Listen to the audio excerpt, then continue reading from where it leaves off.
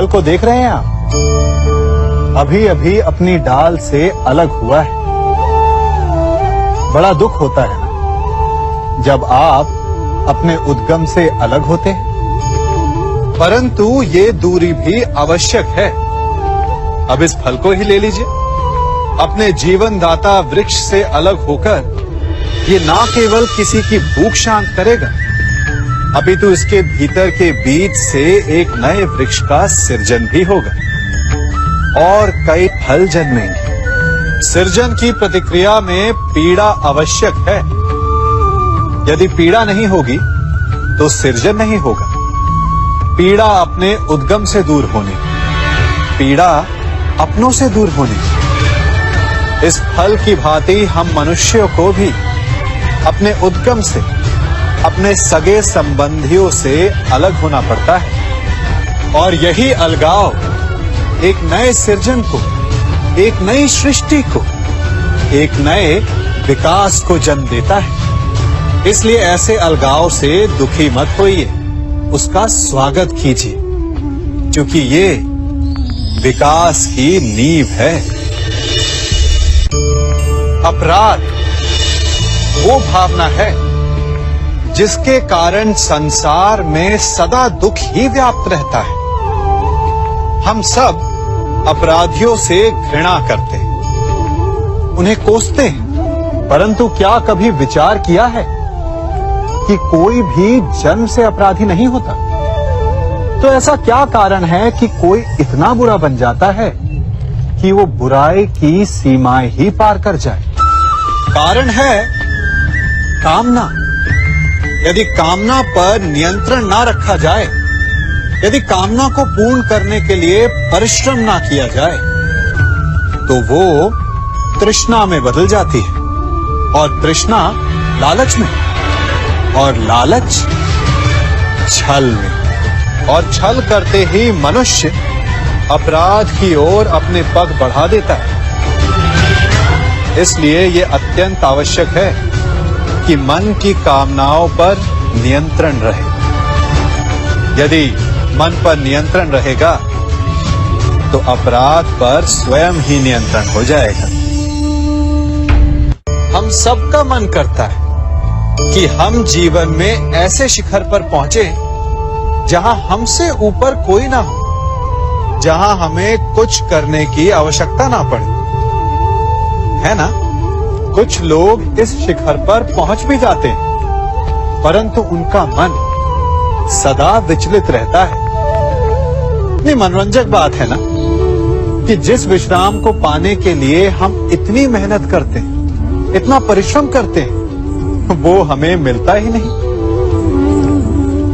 कारण स्वयं सोचिए, वन का राजा होने के पश्चात भी सिंह को अखेट के लिए परिश्रम क्यों करना पड़ता है? सोचिए। मैं बताता हूं, क्योंकि राजा होने का अर्थ ये नहीं कि वो सदा सोता रहे और मृग स्वयं उसके समक्ष आकर कहेगा कि आइए महाराज, मुझे खाकर अपनी भूख मिटाइए। तो समझ लीजिए, कार्य आपके परिश्रम से संपन्न होते हैं, केवल कामना से नहीं। यदि आप नीचे हैं तो सदा स्मरण रखें कि आपका परिश्रम ही आपको ऊंचाइयों पर ले जाएगा, और यदि आप ऊंचाई पर हैं तो वहां पर भी रहने के लिए आपको निरंतर परिश्रम करते रहना होगा।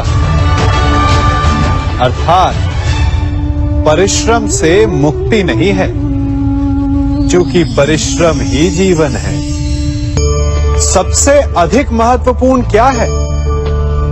जीवन, या जो जीवन में पाया, यात्रा, या यात्रा पूर्ण करने के बाद पाया गया लक्ष्य, कर्म या उसके फल?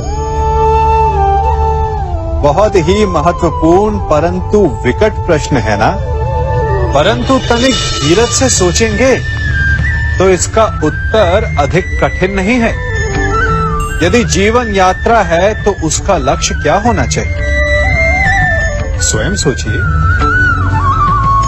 मान, संतान, धन, नहीं ना।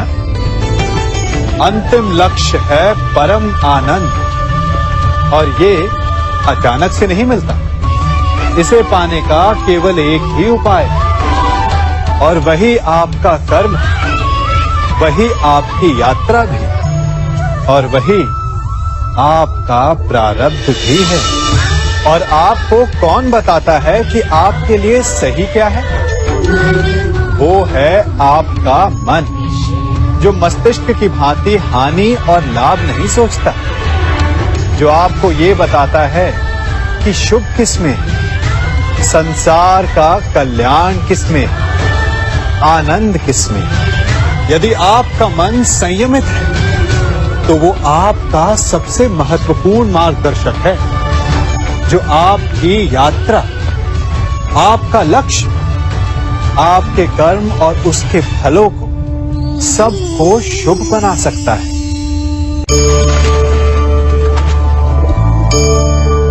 इन पक्षियों को देख रहे हैं आप? इनका उड़ना वायु में इतना संतुलन मुक्त कर देता है ना? इन्हें उड़ते देख आपके मन में भी इच्छा होती होगी कि इन्हीं की भांति आप भी स्वतंत्रता से उड़ पाएं। ईर्ष्या होती है ना, जब आप इन्हें खुले आकाश में ऐसे विचरण करते देखते हैं। पर कभी सोचा है इस उड़ान को, इस स्वतंत्रता को पाने के लिए कितना परिश्रम, कितना अभ्यास किया होगा इन्होंने? आकाश में उड़ने से पूर्व धरती पर कितना गहन परिश्रम किया होगा इन्हें। इनके माता पिता ने पहली बार जब इन्हें पंख फड़फड़ाने को उकसाया होगा तो कितनी बार गिरे होंगे। पहली बार वायु में उड़ते समय कितना भय लगा होगा इन्हें।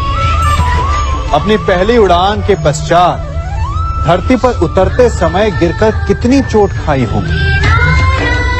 इस उड़ान का, इस स्वतंत्रता का ये मूल है।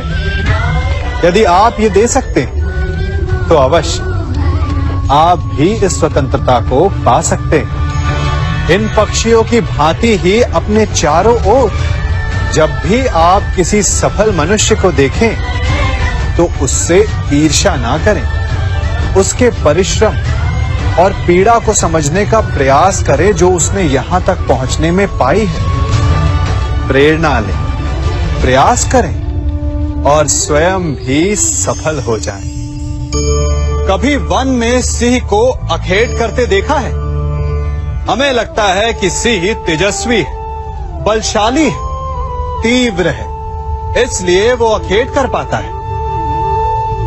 परंतु इस अखेट के दूसरे पक्ष को भी देखने का प्रयास कीजिए। सिंह अखेट तभी कर पाता है जब हिरण आस छोड़ देता है, जब वो भागना बंद कर देता है, जब वो संघर्ष करना छोड़ देता है। सिंह हिरण की मृत्यु नहीं चुनता, हिरण स्वयं अपनी मृत्यु चुनता है।